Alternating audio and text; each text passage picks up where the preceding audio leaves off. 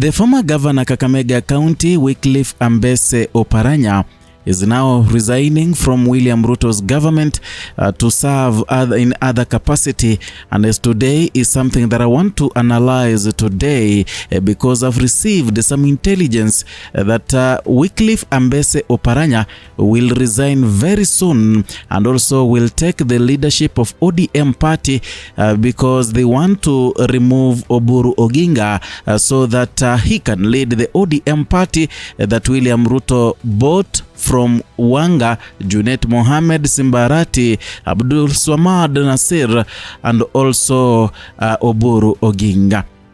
These are not my words, these are words that were spoken by Rigathi Gachagua, the former deputy president, who equally said and gave the timelines and gave the amount of money that William Ruto paid off to buy ODM. And also the buying of ODM came as a result of Mount Kenya region shifting away from supporting William Ruto in 2027. And therefore, as a strategy, William Ruto wanted to take ODM so that he can inherit the ODM bases now that Raila Odinga is no more.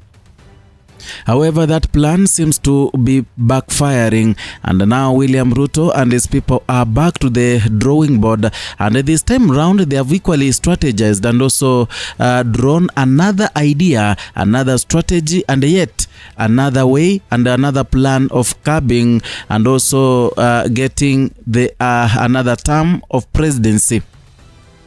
Unfortunately, in as much as he's doing all this, in Western Kenya things are not okay, and the people in Western region are now uniting to form a front. They are uniting to form a united front ahead of 2027.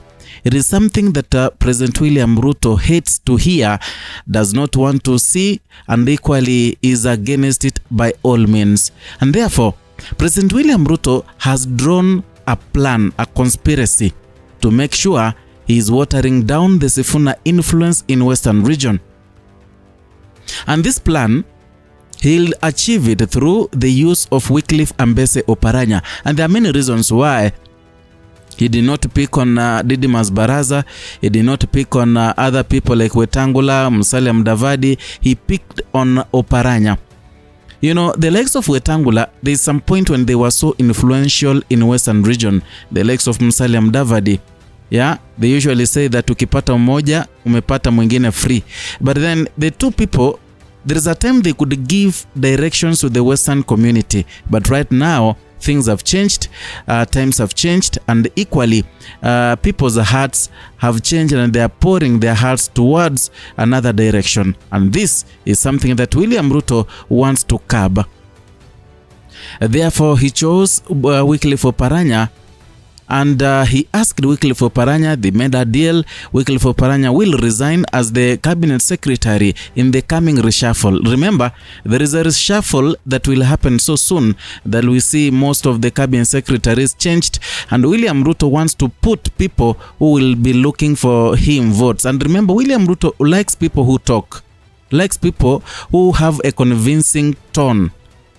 Yeah. So people like Ogamba Migos, who is the cabinet secretary education, will never return back. People like Wycliffe Oparanya will not come back. And if Wycliffe Oparanya is not going to resign very soon, he will wait until the reshuffle, and William Ruto will remove him as the cabinet secretary SMEs because he has other plans. Now, in the major plan, Wycliffe Oparanya will take over the leadership of ODM as the party leader, because it's something that is organized, and Gladys Wanga and the rest will not even say a thing. And remember, there is a time when the bloggers of ODM, including that big-headed Kileleshwa MCA Robert Alai, he said that it is a time when a lawyer should lead the ODM party. This was the time when they were planning the whole thing. They were strategizing. So they were putting on bloggers to establish that narrative, to see the reception from the people. Fortunately or unfortunately, they realized that people would love a lawyer to hold or to lead that party. And therefore, William Ruto settled on Wycliffe Oparanya so that he can lead the party. But remember, William Ruto is not interested in Wycliffe Oparanya leading that ODM party. He is so interested in making Wycliffe Oparanya his running mate in the coming election. And you know, we might go the same way Musalia Mudavadi went when he was the vice president for a month, a few days. That is the same thing they are doing, because William Ruto has realized that the Western region is another vote-rich region. In fact, it's almost the second community with the huge numbers. Therefore, he wants to install Wycliffe Oparanya as his running mate simply because he wants to counter that wave of Sifuna, whereby every Luya is singing Sifuna because they are saying that Sifuna right now is eyeing a top seat, either the deputy president or the president of Kenya. Therefore, by introducing Wycliffe Oparanya, he will bring a very big confusion in the Western region, because Oparanya, you know, led in the county for 2 terms. Oparanya has experience. Oparanya has his people. There are people who respect Oparanya. They want Oparanya to give them direction. Therefore, that is another main reason why William Ruto selected Oparanya to do his mission. So the question is, will his mission succeed to water down the Sifuna wave that is traversing across Western region? Another thing, William Ruto is afraid of the strategy that Edwin Sifuna is laying down. Remember today, Sifuna, Anatembea and other leaders including Majimbo, Vihiga Senator, Jack Wamboka, other leaders affiliated to Linda Mwananchi and others who are decamping other parties but never wanted to be mentioned. They met at George Natembea's home in Trans Nzoia, and here they made a declaration that Edwin Sifuna is gonna vie for president and is gonna use a different party that will be unveiled so soon. And this party, they want to make sure every lawyer registers in this party, because we understand, in as much as we say we want to change the politics in Kenya so that it becomes tribeless, but it is anchored, our politics in Kenya, it's anchored on tribal cards. First, you must have a tribe that is supporting you. Like Edwin Sifuna right now has the Western people supporting him, and that is why they've decided to make sure they are raising the number of voters in the Western region.